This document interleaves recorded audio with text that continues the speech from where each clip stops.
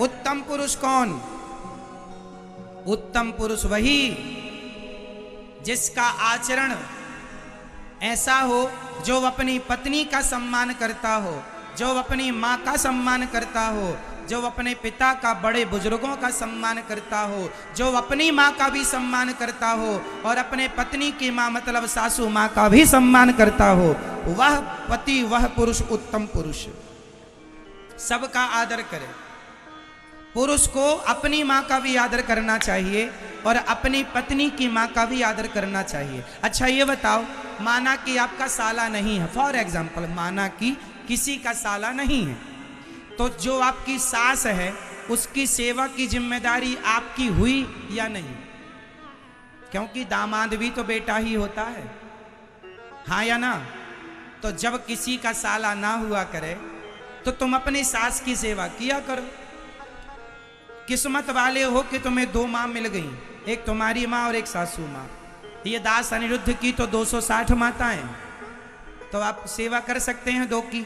तो जिनका भाई नहीं है, जिनका बुढ़ापे में कोई सहारा नहीं, उसका सहारा पुरुष ही बने, मतलब दामाद। इसलिए आप अपनी सास की, ससुर की, पत्नी का, अपने माता पिता का पूरा ख्याल रखो और जिम्मेदारी ईश्वर ने दी है उसे निभाओ हंसते हंसते। जो प्रत्येक जिम्मेदारी निभाता है, जो सही रास्ते पर चलता है, सत्य के रास्ते पर चलता है, ईमानदारी से पैसा कमाता है, पत्नी बच्चों को समय देकर संस्कारी बनाता है, वह उत्तम कोटि का पुरुष। मध्यम कोटि का पुरुष जो अपनी पत्नी, अपने पिता, अपनी माँ का बात बात में प्यार तो करता है पत्नी से, पर दिल दुखाता रहता है, कड़वे शब्द बोलता रहता है ना? गलत लोगों की संगत करता है, जो अपनी पत्नी की, अपनी माँ की, अपने पिता की बात कम मानता है, दोस्तों यारों की बात ज्यादा मानता है, गलत रास्ते पर चलने पे ज्यादा बिलीव करता है। मध्यम पुरुष। अधम पुरुष कौन? जो पत्नी को मारता है। जो पुरुष अपनी पत्नी को मारता है उस पुरुष को अधम पुरुष कहा गया है।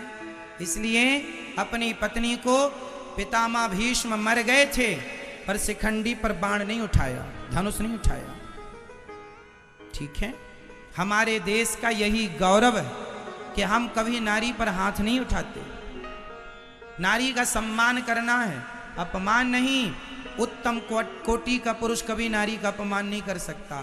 थर्ड क्वालिटी का आदमी ही अपनी पत्नियों को मारता है, शराब पीता है, मांस खाता है, गलत काम करता है, माँ को सताता, पिता को सताए, ये थर्ड क्वालिटी के पुरुष हैं। इसलिए नारी भी उत्तम क्वालिटी की हो, पुरुष भी उत्तम कोटि का हो, और फिर उत्तम कोटि मिलकर उत्तम कोटि की संतान होगी, और फिर वो आपकी संतान आपके देश के काम आएगी, आपके परिवार का नाम रोशन करेगी। अच्छे विचारों से व्यक्ति बड़ा होता है मेरी माँ। पुरुष स्त्री दोनों को अच्छे विचारों के साथ जीना है। देखो विचारों का ही तो खेल है, सारा सिस्टम विचारों पर टिका है। आप किस विचारधारा के पुरुष हैं? उत्तम विचारधारा, मध्यम विचारधारा, अधम विचारधारा। अब वो आप देखिए कि आप किस विचारधारा के हैं।